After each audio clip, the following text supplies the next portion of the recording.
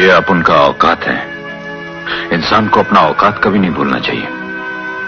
तुम्हारा ये कपड़ा है ना, ये सब साला नकली है। असली ये कपड़ा है क्योंकि इसमें अपन का गरीबी दिखाई देता है।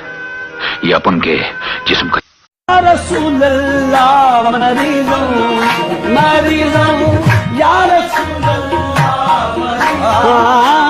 मरीज़म या रसूल अल्लाह मरीज़म इलाजे दर्द दिल है चारा दर तू छड़ मालक ते डोरा तू क्यों डोलदा ए एक रस्ता बंद हुंदा चार रब खोलदा ए।